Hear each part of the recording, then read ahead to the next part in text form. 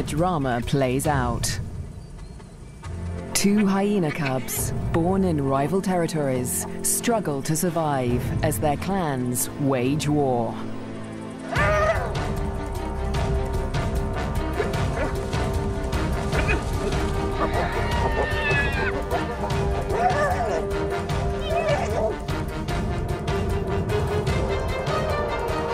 In this volatile world, will two new lives endure? The battles of the Bone Crusher Queens. The Lua Plain, flat, dry, merciless. Temperatures soar and water is scarce.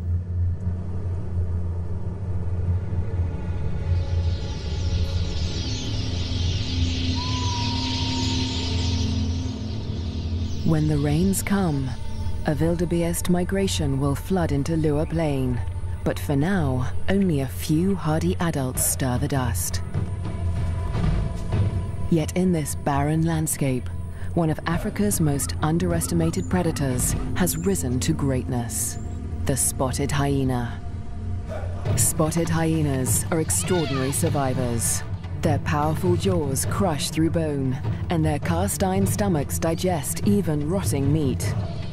Yet in many regions, these bone crushers hunt far more often than they scavenge. Female spotted hyenas are remarkable amongst mammals. They are larger, stronger, and fiercer than male hyenas, and they have the most male-like sexual organs of any female mammal. This bizarrely elongated organ was once thought to be a product of high testosterone levels in the womb, but today it continues to mystify scientists.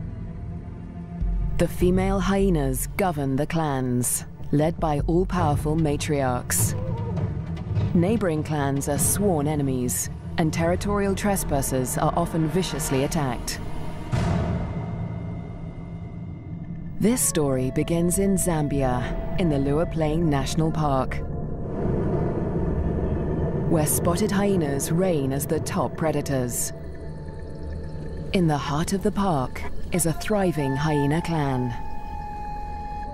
The clan's leader, the matriarch, lures her youngest cub from a burrow. It's a tiny female named Nsanta, and today the little cub meets her clan for the first time. For 2 weeks, the newborn lay hidden in a burrow away from this main den, but now she is old enough to join the clan. Nsanta raises her leg in the typical hyena greeting, allowing her clanmates to identify her distinctive scent.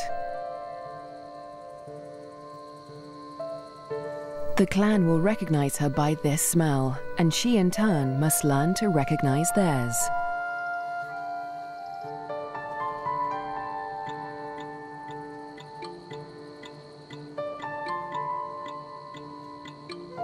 It's an important learning curve, since each hyena has its own rank, and Nsanta needs to know who's who as she finds her place in the clan.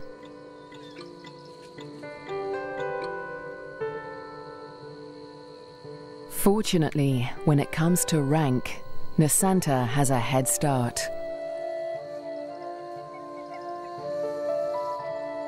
She and her twin sister get more than just milk from their mother.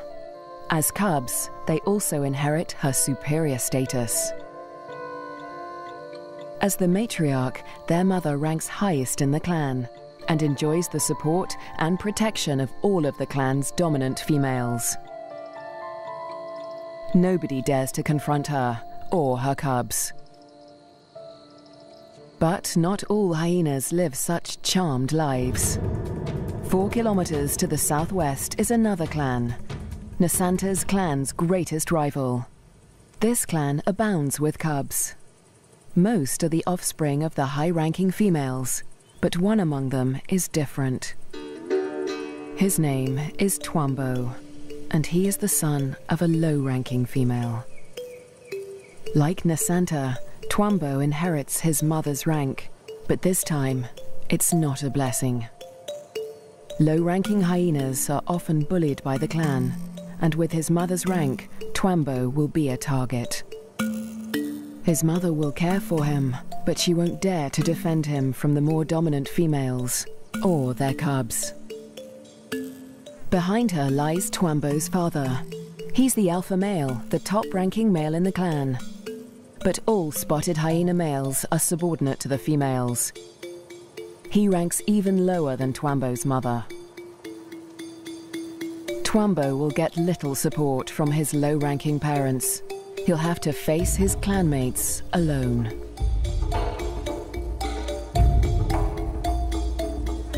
But for now, it's all good fun. At only a few weeks old, the cubs are more concerned with play than rank.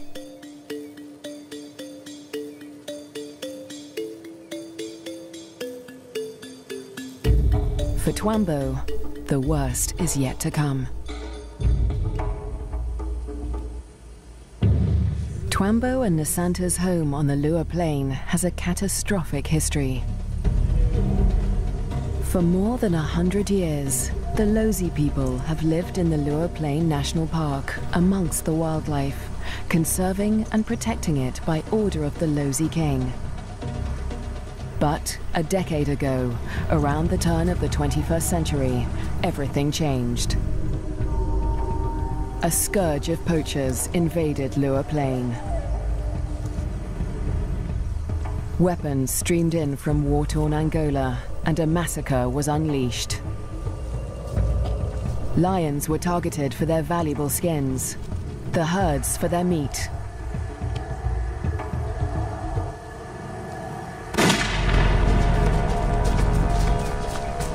Death swept across the plains. Thousands were slaughtered. Lua's wildlife populations were devastated. By 2003, the hyena's gravest enemies, lions, were all but obliterated. Only one known lioness survived, probably the last of her species in the region. But the poachers spared the spotted hyena. With its blotchy coat, it made a poor trophy, and its meat was worthless as food. With the threat of lions eliminated, the spotted hyena came to dominate the Lua Plain. But life in Lua today still has its challenges. The last weeks of the dry season are excruciatingly hot. The landscape distorts behind a haze of heat. But today, 𝐶𝐿𝐵's mother senses a change.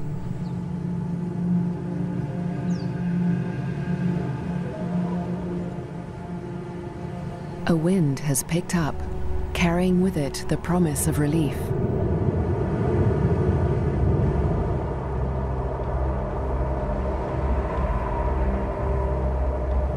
A storm approaches.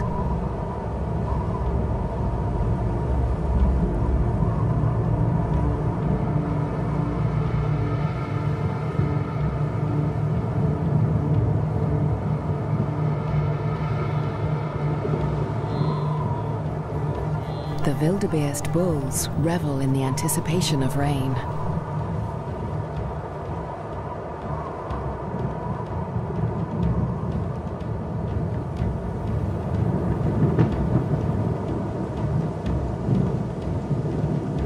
But this storm harbors a deadly threat. Fire. Flames tear through the dry grassland at terrifying speed, heading straight for 𝐶𝐿𝐵 and 𝐵𝐵𝐼𝐻𝑡𝑎's dens. The cubs are too small to outrun the blaze. If the fire reaches the den, they could suffocate in the heat and smoke.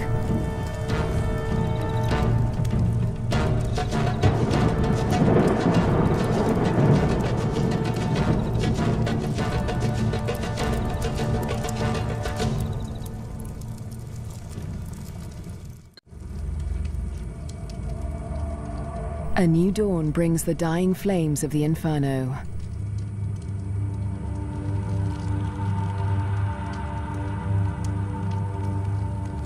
The blaze scorched the land around 𝐵𝐵𝐼𝐻𝑡𝑎's den before the wind turned it away. The cubs are safe, but they look out on a desolate landscape.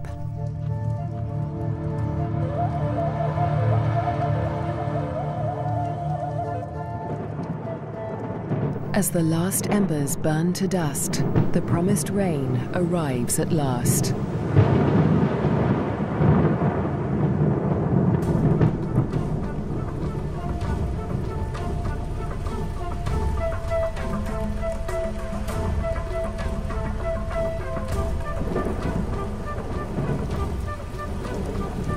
The cool downpour provides long-awaited relief from the heat and brings about a spectacular phenomenon on the plain.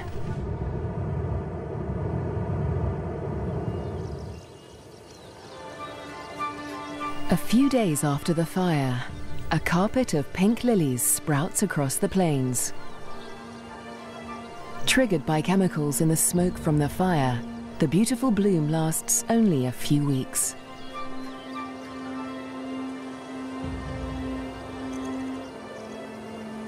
In the meantime, 𝐸𝐶𝑠𝑎𝑛𝑡A's mother, the matriarch, needs to find food.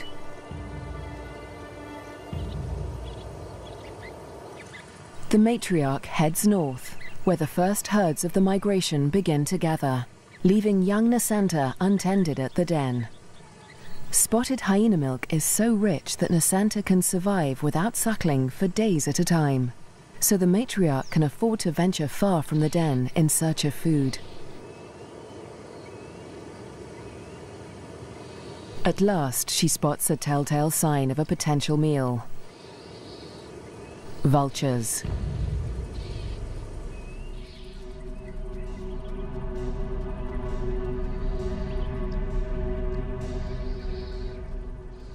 Her suspicions are soon confirmed.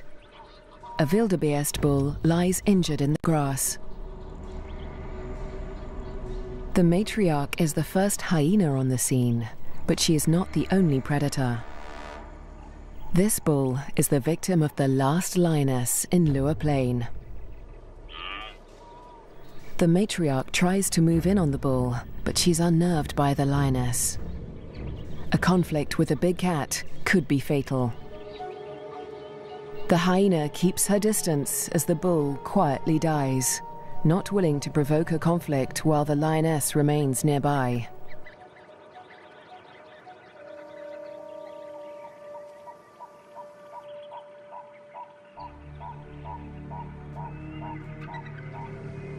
The circling silhouettes of the vultures can be seen from far and wide, guiding the matriarch's clanmates to the kill.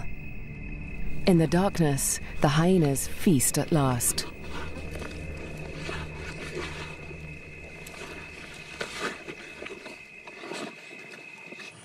At daybreak, 𝐸𝐶𝑎nta's mother and her clanmates return to their den.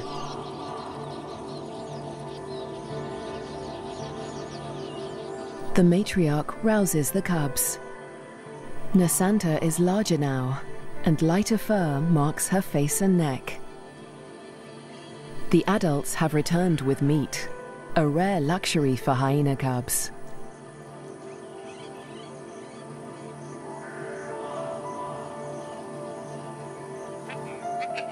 It's the highest-ranking cubs that commandeer the scrap.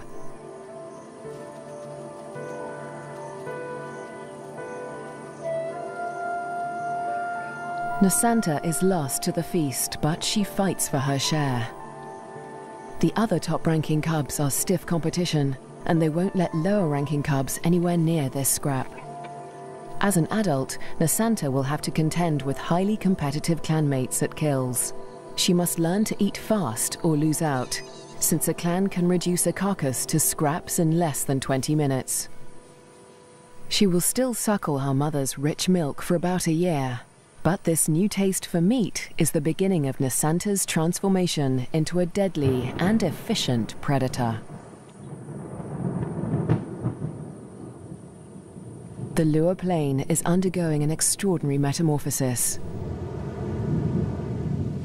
In the coming days, the rains fall in an almost continuous deluge, the beginning of an annual flood that will cover much of the plains in water. Dusty depressions become waterlogged marshes, and life floods into the plains.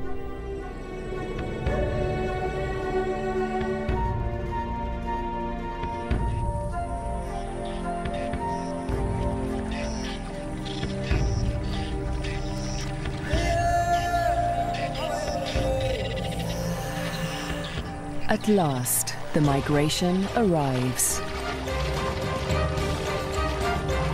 Just in time for the bountiful wet season, over 35,000 wildebeest descend on the plains, the culmination of the second largest wildebeest migration on Earth. Most of the cows are pregnant, and in the next few weeks, all of them will give birth.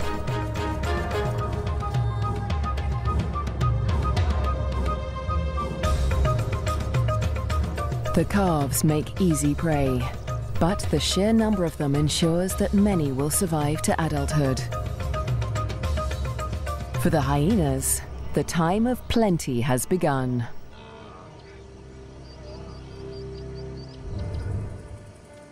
Meanwhile, at the den to the north, 𝐶𝐵𝐵 is finding her place in the clan. She marks the grass around the den with a distinctive scented paste from glands beneath her tail.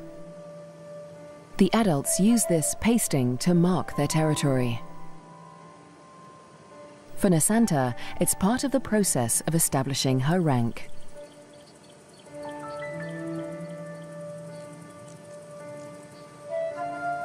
She is quickly learning to exert the status she inherited from her mother. This male flattens his ears behind his head as she approaches him, showing his submission to her. 𝐶𝐵𝐵 lifts her leg in the typical hyena greeting, allowing him to recognize her distinctive scent. Most of the adult males here are immigrants from other clans who joined 𝐶𝐵𝐵's clan to find a mate. They forfeited the rank they inherited from their mothers when they left their own clans, falling instantly to the bottom of the hyena hierarchy.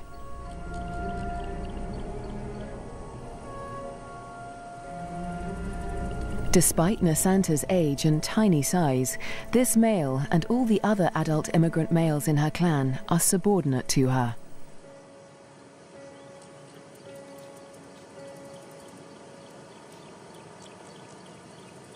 The tiny cub holds such sway because her mother backs her up. The matriarch often comes to 𝐶𝐵𝐵's defense, attacking low-ranking hyenas to reinforce her tiny cub status. The male is now in a precarious position. He must show absolute submission if he is to avoid an attack. 𝐶𝐵𝐵 follows her mother's example, sniffing the male's genitalia. He bows and bobs his head to show his subservience.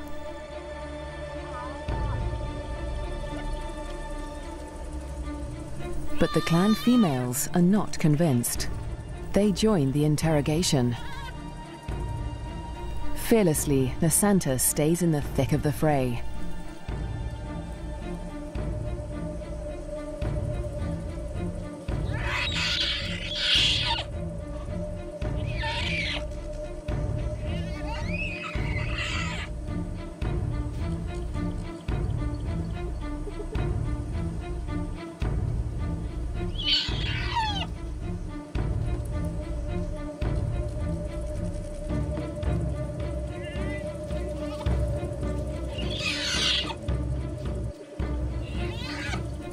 The other cubs are jumpy, but 𝐶𝐵� seems fearless.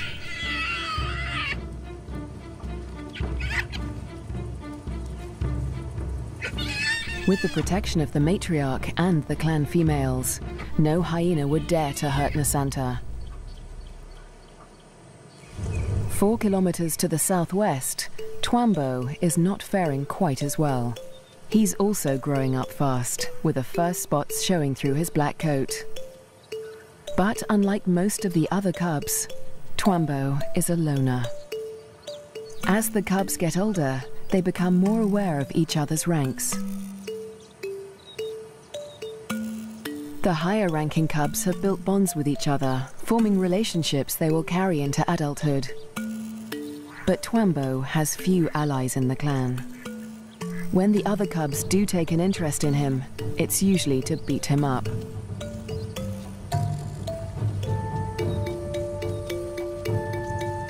The older the cubs get, the more they pick on little 𝐶𝐵𝐵. And unlike 𝐵𝐵𝐴𝑛𝐴, 𝐶𝐵𝐴𝑚𝐵 will get no help from his mother. He must fight his battles alone.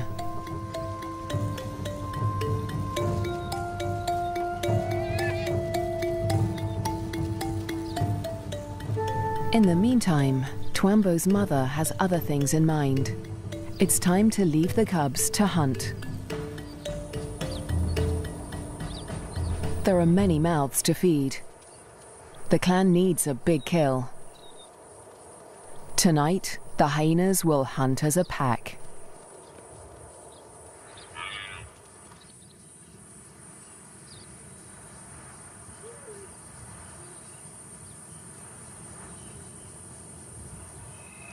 The search for prey takes 𝐶𝐵𝐵's clan dangerously close to rival territory. They are right on the border of 𝐵𝐴𝑛𝐴's clan's hunting ground. Clans are viciously territorial. If they're discovered, a conflict could break out, but it's a risk they are willing to take. They isolate a small herd of wildebeest, seeking out the most vulnerable targets.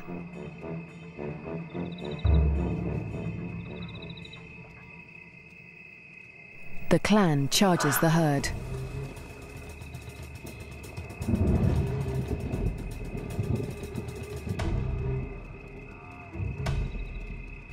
A cow bolts in panic.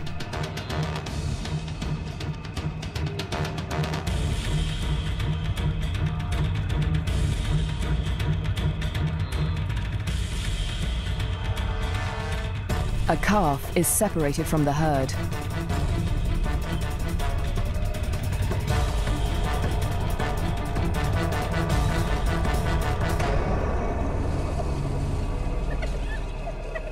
Both mother and calf fall to the deadly pack. But despite their success, the clan's proximity to rival territory makes them nervous. A violent clash with 𝐵𝐴𝑛𝐴's clan could end in serious injuries. They eat feverishly, dismembering the carcasses in minutes. The powerful jaws crush down with almost half a ton of force, tearing through bone and flesh with ease.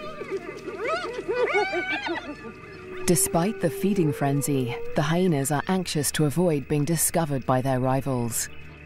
They try to drag the kills back into their own territory before they are spotted.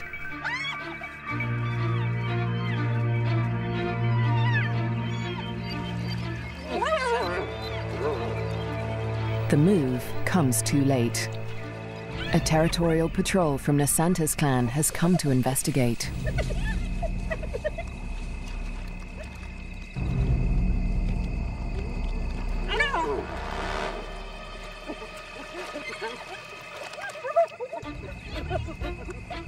The scouts approach with caution as the intruding clan braces for a fight.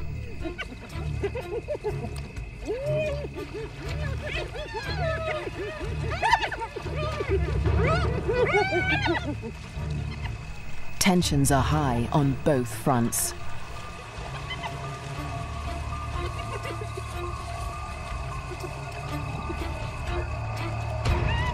A few scouts try to approach the kill, but the intruders chase them off. The scouts are grossly outnumbered. They won't win this fight alone, so they retreat.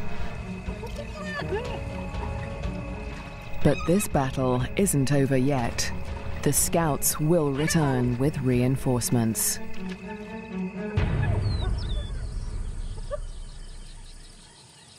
As dawn breaks, 𝐶𝐵𝐵's clan continues its feast.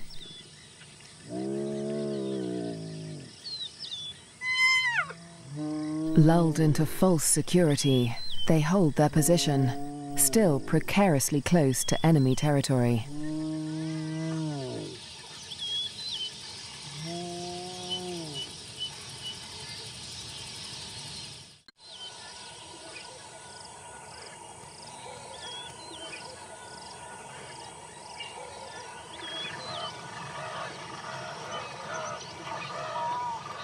By mid-morning, the dregs of the kill are left to the lowest-ranking hyenas of 𝐸₂₀'s clan, who saw little of the lavish feast during the night. But they have overstayed their welcome. The scouts from 𝐸₂₀'s clan have returned with reinforcements.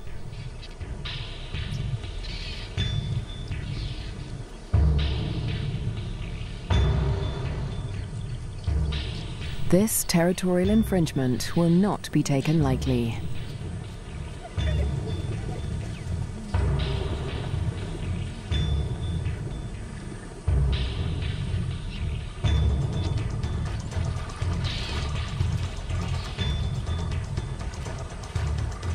The intruders recognize the danger too late. The full force of 𝐸₂₀'s clan is upon them.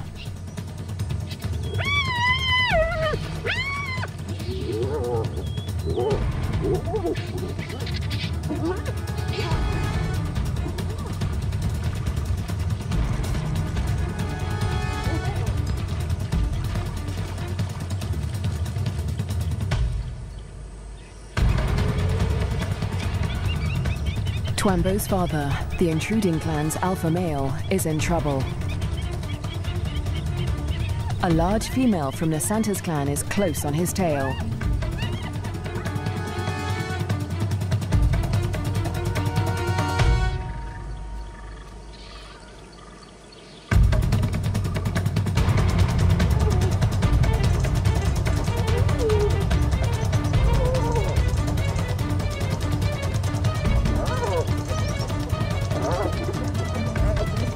He is cornered.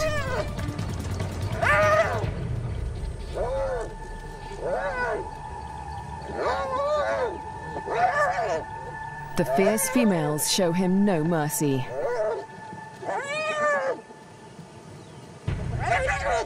They target his spine and ears.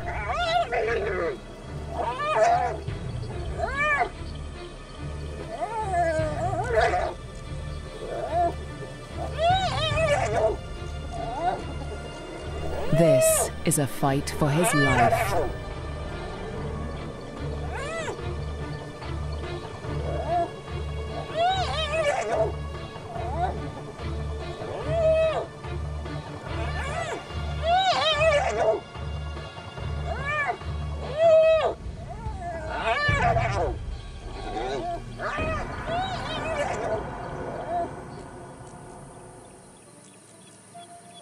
As dusk falls, the battered members of 𝐸₂₀'s clan return to the den.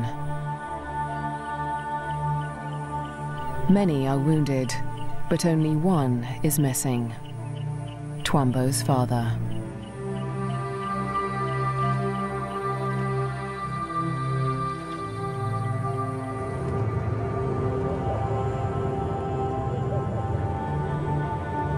Weeks pass before he finally appears, limping and disfigured, but alive. His wounds have healed, but they will mark him for life. His ear has been ripped from his head. But the alpha male's injuries are not the worst of the fight.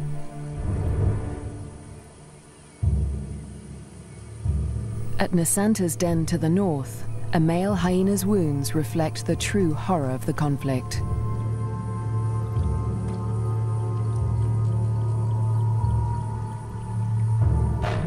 His nose and lips have been ripped from his face, healing into a permanent snarl.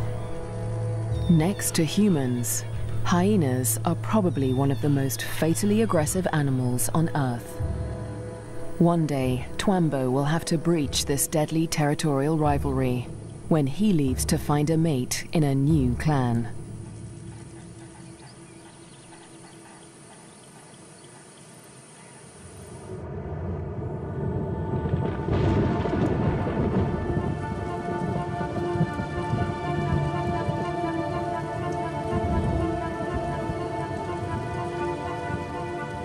In the weeks following the clan war, the rains continue to fall in a ceaseless torrent.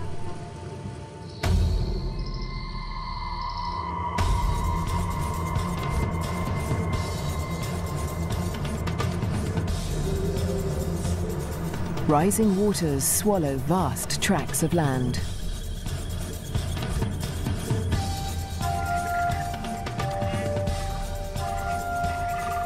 There is little dry ground, a blessing for the birds, but a curse for the herds that must wade through shoulder-high water.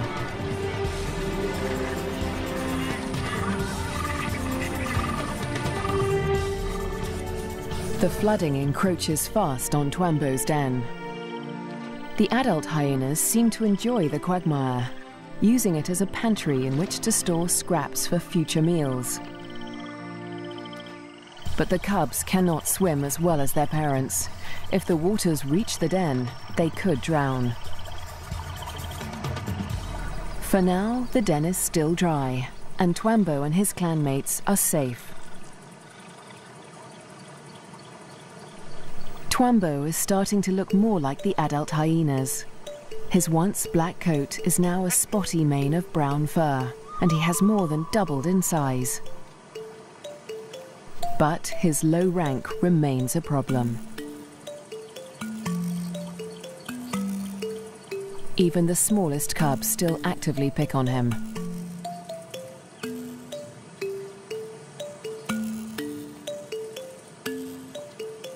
Fortunately, he's also becoming more independent and can escape his belligerent clanmates as he explores ever further from the den. But as adulthood draws near, the toughest part of his life approaches. Soon, instinct will compel him to leave in search of a mate from another clan.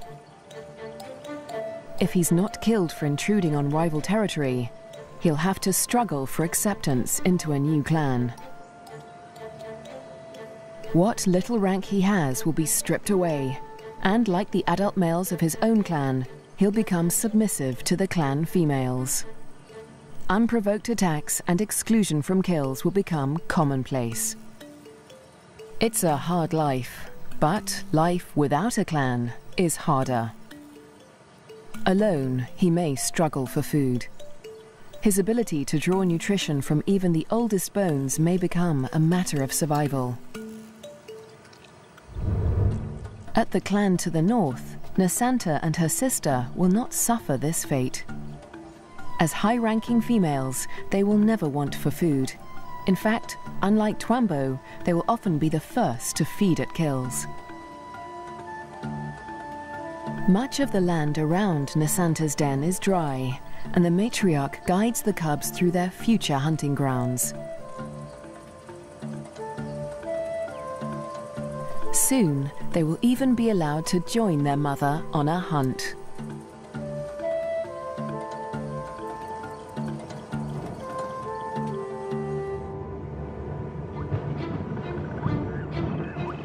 At nightfall, the rains begin anew.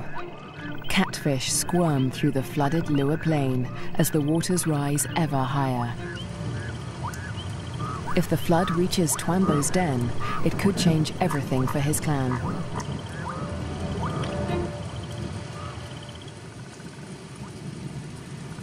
The downpour continues into the morning. A female from 𝐶𝐵𝐵's clan returns to the den, but her clanmates are gone.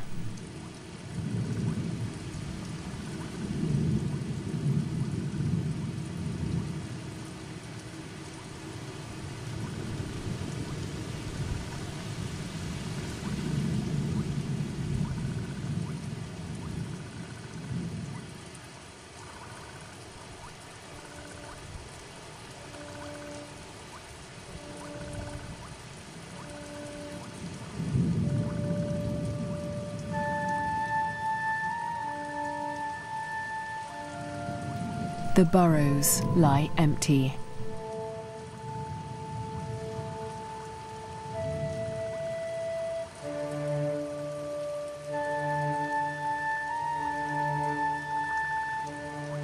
The waters have crept within meters of the den. They are dangerously high.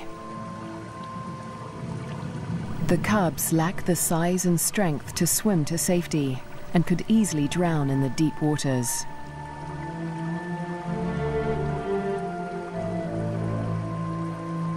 Cut off from dry land, the den could become a death trap.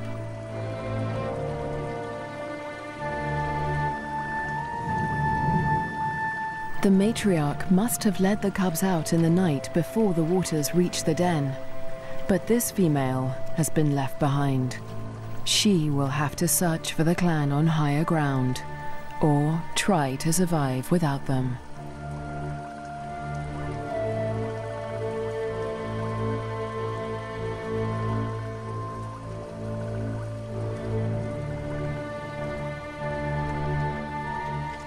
Was 𝐶𝐵𝐵 with the other cubs when they left? Or has he too been abandoned in the flood, left to search the territory for remnants of his clan?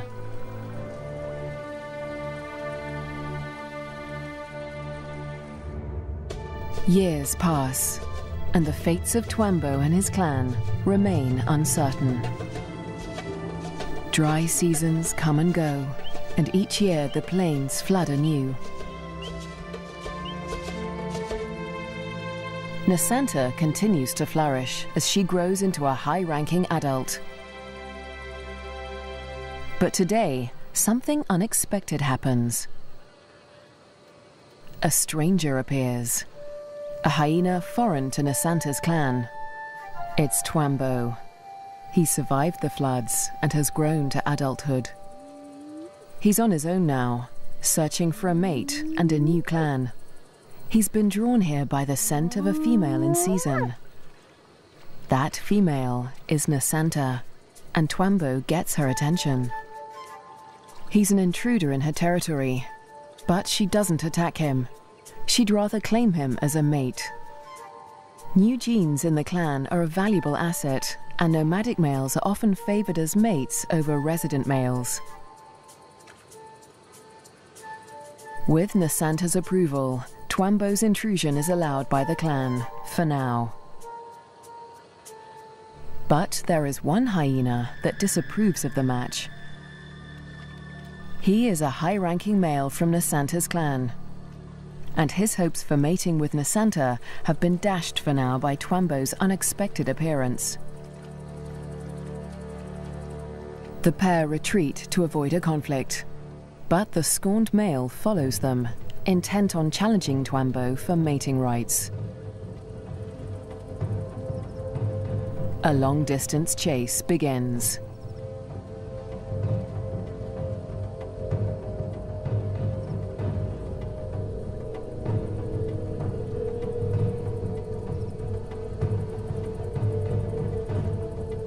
In the blistering midday heat, 𝐶𝐵𝐵 and 𝐶𝐼𝐻 try to outrun their pursuer. But the male hyena won't give up. After a marathon chase, 𝐶𝐵𝐵 and 𝐶𝐼𝐻 mate at last. But in seconds, the competing male catches up. He's still desperate to mate, but he will have to get past 𝐶𝐵𝐵 first. Mating is no simple task for spotted hyenas. Because of 𝐶𝐼𝐻's male-like genitalia, it takes much maneuvering for 𝐶𝐵𝐵 to cover her successfully. Without her consent, no male can force her to mate.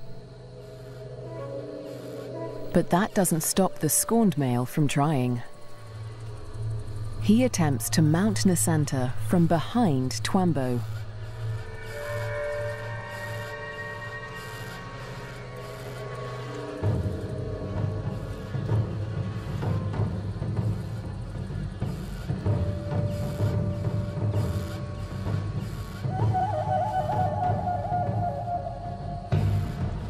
At last, the male accepts defeat, leaving 𝐶𝐵𝐵 and 𝐶𝐼𝐻 to complete their courtship in peace. But when the mating ends, so too does the clan's tolerance for 𝐶𝐵𝐵. He must still gain acceptance into 𝐶𝐼𝐻's clan.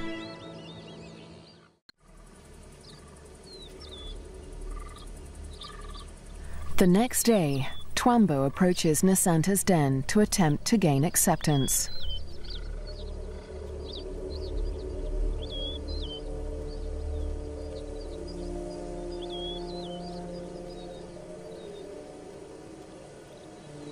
The dominant females immediately investigate the stranger.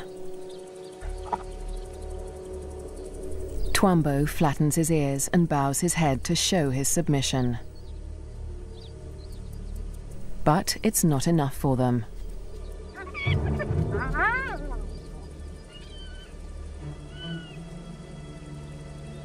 He's still a member of a rival clan, and they will attack him if he does not show complete submission.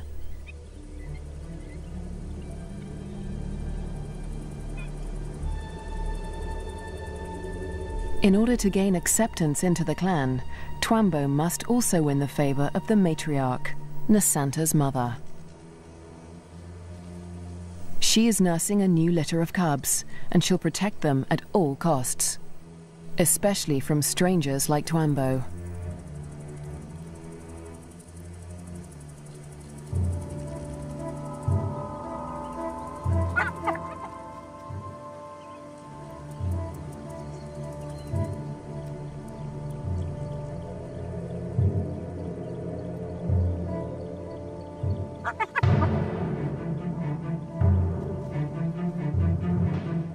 𝐶𝐿 keeps his head low, showing absolute deference.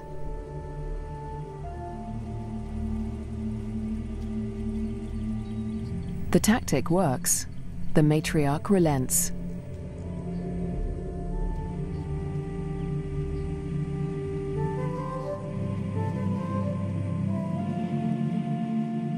Finally, she allows him to greet her by sniffing beneath her hind leg.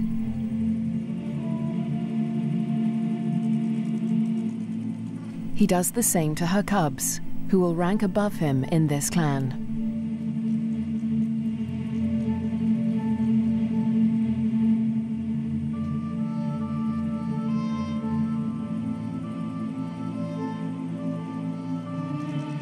At last, he is allowed to lie down only meters from the matriarch. It seems that 𝐶𝐿 has been accepted into Nasanta's clan.